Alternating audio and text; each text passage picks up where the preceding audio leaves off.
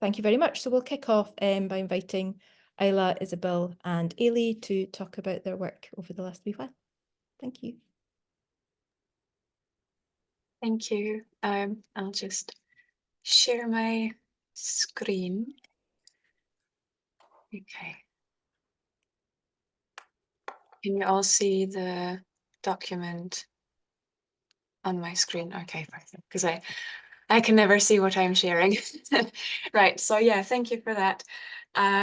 So yeah, the three of us, we've been doing training with Key Futures on sustainability for museums and been working on this toolkit, as Nicola said.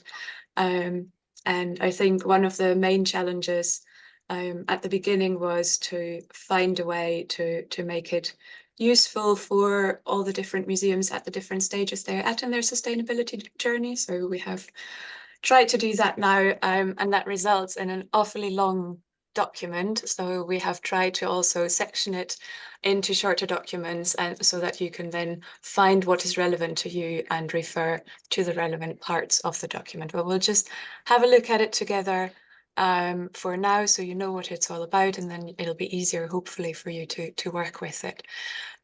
So this is our main document here that I'm sharing on the screen.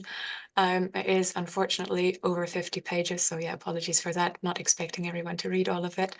But the structure is that we have done a general introduction to sustainability in museums and why it is important for anyone who's just about to start their sustainability journey. And we have also done a general introduction to sustainability itself and the three main pillars of it, which are the environmental, the social, and the economic aspect, and how they all are interlinked with each other. And all three of them are always relevant with any sustainability project that we try to do in our museum. This part we envision to be hopefully useful for you as a supportive document as well when you want to pitch any projects relating to sustainability to your boards, so that you can either use the entire document or sections from it, and particularly from the introduction as well, to support your arguments for suggesting any projects or funded projects, and having them signed off by the board. And then the next step is your museum sustainability journey in 8 steps, which I think is the main part, or the most interesting part maybe for most of the museums. So that is definitely one of the ones that we have also taken out of the document and put into a much shorter version, which is this one here, slightly more appealing than the 50-something pages. And it is just from start, if you have not started with your sustainability journey at all, 8 steps that lead you towards it. So we're starting with the awareness that it is important in the first place, then an assessment and being able to establishing a baseline. As part of that, we're also providing a questionnaire that some of the museums or some of you have already done as part of this project, but it would be useful for anyone who would like to start their sustainability journey to do just for themselves, to see what their main priorities are and which areas they would like to work on most. Then the next step would be the sustainability strategy development. So to develop a sustainability mission statement and a sustainability policy.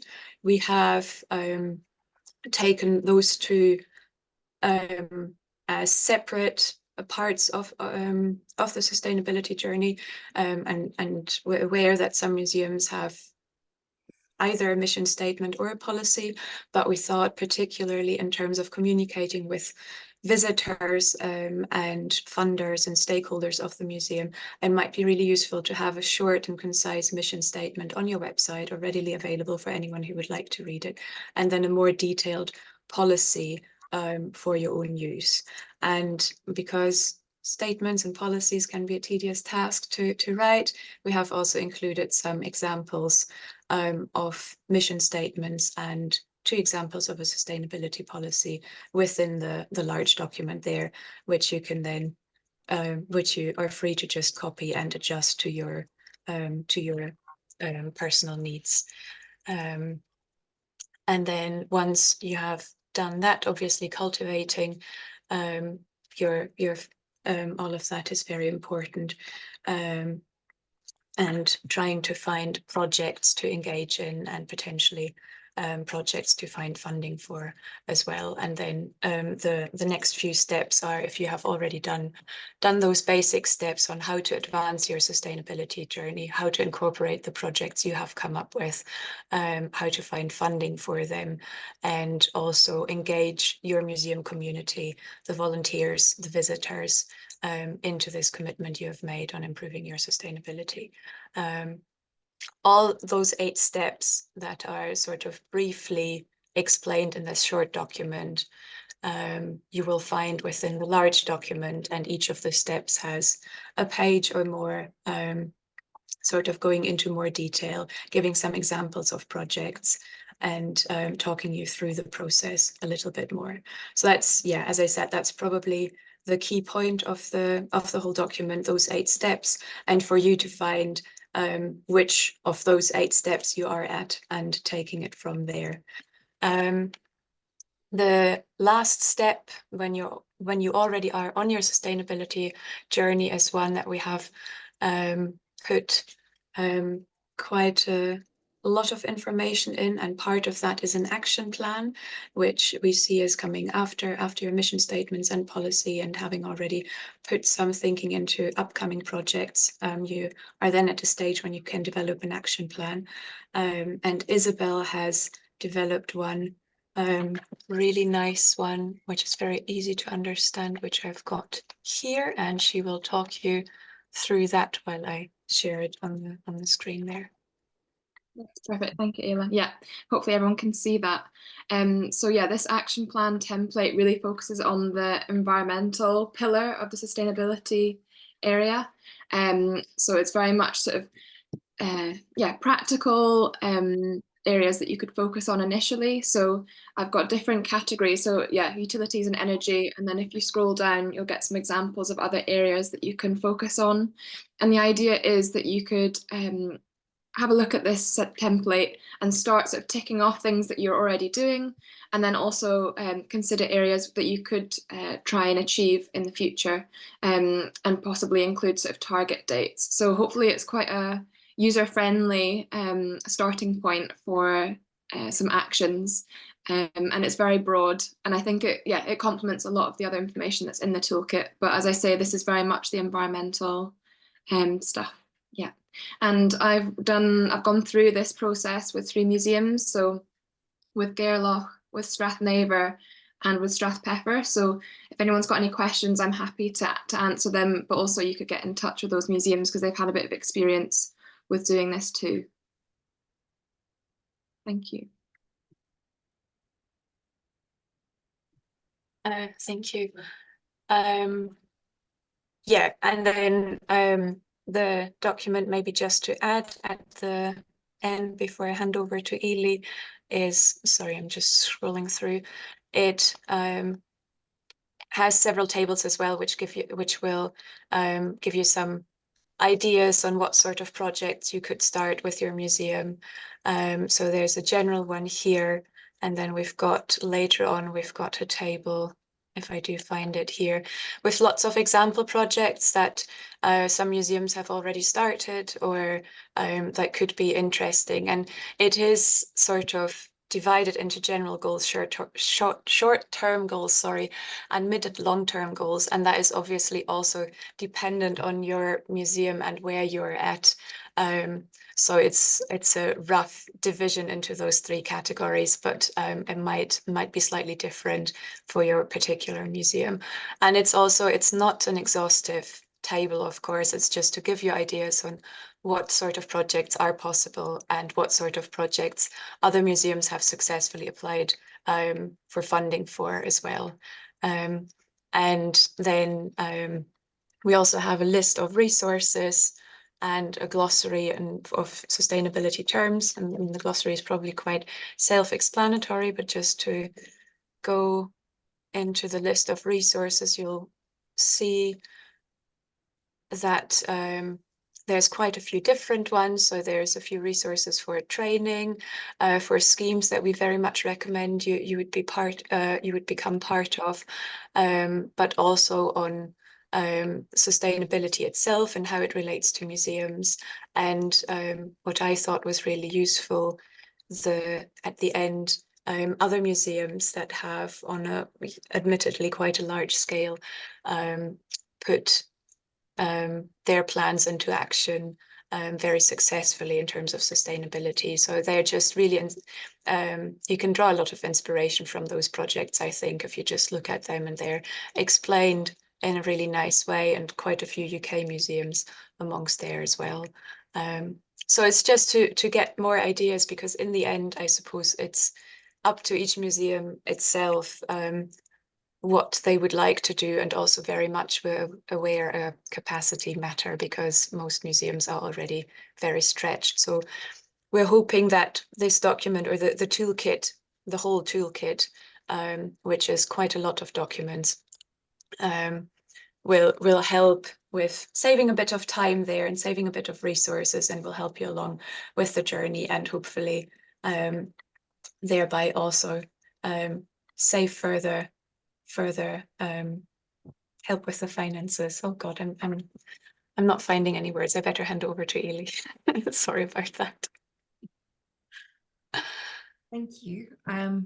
So I wanted to think about, we've done all this really great learning. We've done the training. We've thought about kind of how really big museums across the world implement their sustainability, and particularly their environmental goals. And how does that apply to Highland museums? You know, and they were saying things like, don't throw out your cases after an exhibition. And the three of us were on this training, and we were going, well, of course we don't throw out cases. You know, we've got the same ones that we've had for 30, 40 years. How does this apply to us and our context and with the resources that we've got? And I really wanted to look at it in terms of accreditation, because I think this is a time when all of our museums, if we're going through the process, we will put resource in. We know that we're going to review our policies and our procedures, and we're going to do that full-scale kind of analysis of our museum operations on that 5-year cycle. So how can we just add all of these actions in, so it's not feeling like another big task on your already overstretched workload, and how does it just naturally fit in? And that's what I really wanted to do. And with this single page, it's just a few prompts, and it's a couple of ideas and thinking about, in all the different sections of accreditation, how we can make those changes that are really positive and do have a significant effect. And it's across all of our museum. And particularly with boards, they might think that it's just around, I don't know, the shop, and making sure that we're bringing in environmentally accredited goods and things like that. And they've forgotten about, maybe it's our IT systems. And seeing this all in one page, and all the things that we already do. And that was one of the big learnings for me out of this, was that I think that we are already operating in a very, very sustainable way, but maybe not giving ourselves credit for it. And I was hoping that this would act as a prompt. And I also spent a lot of time thinking and doing some other training about how can we bring these intentions and all of our actions in as part of our curation and our programming, because I think that we've all got that plan. We all care about this, and we understand it's important to funders, and we're already doing a lot of the big things. We don't throw away our cases. We recycle, we reuse, we share. And it was a really simple methodology, but I really like it. And it's, how can I use this thing 5 times? I think in the past, I have been guilty of, I've got grant funding, and it's like, oh, I can get something, you know, and it's an opportunity to add to your resource that you wouldn't already have. But I maybe don't think about how I can reuse it after this one plan. I think a really good example of this was we got one of those digital gramophones for an exhibition we were doing on the 1920s, and it was a great interactive.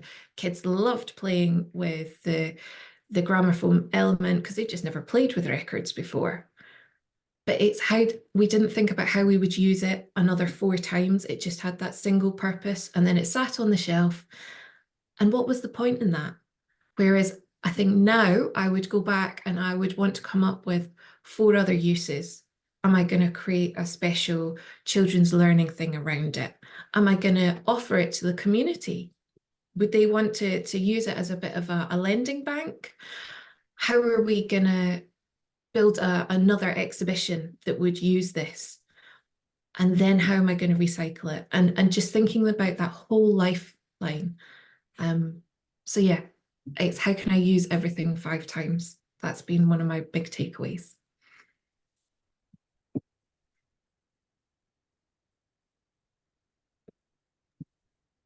Thank you, Ailey. Is there anything else that you guys would like to cover at the moment, or do you want to open up to questions?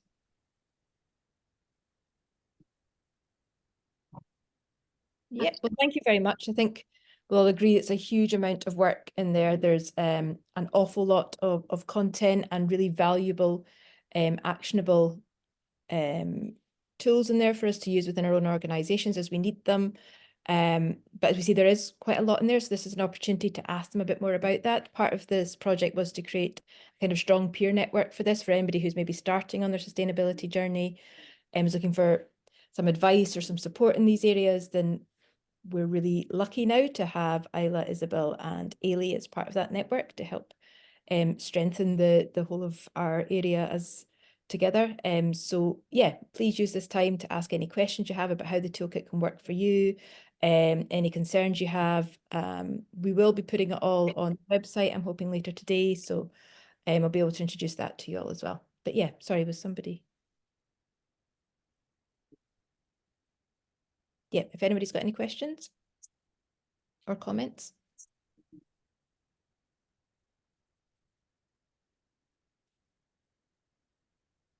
Perhaps it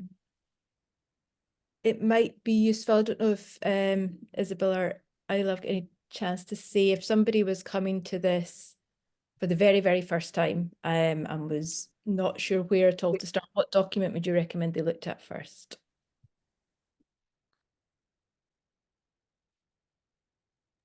I think probably to start off with the introductions that you've got, yeah, just an overview about sustainability, and then yeah, the 8 steps that Ayla's put together. I think they're a brilliant starting point to sort of focus in on. So yeah, one of the early steps from that 8-part process, I think. Yeah. And I think there was a document, is there a questionnaire that's quite a good kind of starting point as well for people to kind of help them know where they are in that journey? Could you tell us a bit more about the questionnaire as well? Yeah, of course. So with the museums that we were working with, we had kind of a Google form with some questions, and that's kind of, although you wouldn't necessarily fill that out now, there is a Word version of that you could fill out yourself, and that just helps with a bit of reflection and thinking about where you've got to. So yeah, I think that's probably a good starting point as well. Great, thank you. Is there anybody who's been part of the project and gone through this that could offer any kind of reflections on it, where it was useful, where it was challenging? Who have we got here that has done it? We've got, I think, Morven and Karina, and maybe Fiona as well. Have you got any reflections on how the process was for your organisation?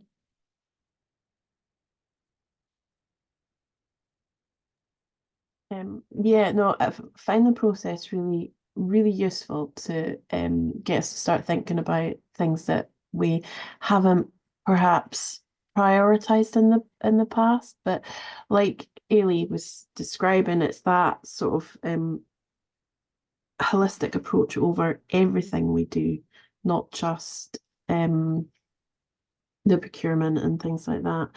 But putting together, we've had an environmental policy before, but working with Isabel to sort of integrate an actual action plan with, to identify what we have been doing, what we aim to achieve as well has been really useful, just to sort of reduce the number of documents that we seem to have, so that everything's just in the one place. So yeah.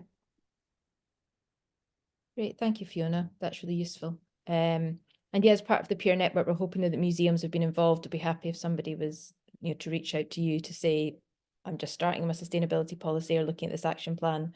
Is there any tips and things? Yeah. Yeah, for us, it's been just really good working with Isabel. Just like Fiona says, that holistic aspect you're starting to think about. So for me, coming in relatively new, just thinking about the building and facilities management side of things as well, which play into that, not just curation and collections, and then the emergency plan, and yeah, just starting to look at all of these aspects and then thinking where can we prioritize and focus energy, because I think we're all sort of strapped for time. So just thinking through, I mean, there's so much you could do in terms of climate change, sustainability projects and funding you want to go for, but just that questionnaire Isabel sent round to start with, just I think it asks you to rate what you want to focus on. So just being quite yes or no with that was quite good. And then just the whole action plan Isabel put together was just really good, because you had all the points you could do in each area, and rather than me going in and looking at 20 documents and pulling all these points together, having that done for you was really, really valuable. So yeah. Thank you, Karina. Yeah, has anybody else got anything to say or any final questions? Having just come in like at the tail end of that, But from quick, what I saw, months, Dan. it looks really, really comprehensive. And from from my perspective, like coming in completely at the beginning, I think it's a toolkit that I'm going to be able to just go, right here, board, have a look at this. So for getting everyone else thinking in the organization as well as kind of manager role, with having all the resources at the end, I think it's going to be a really good, useful toolkit. So well done. I can see it being really well used, and as Fiona and Karina kind of saving a lot of time and research, having everything there, just go, right, this is where we go, this is how we do it. Brilliant.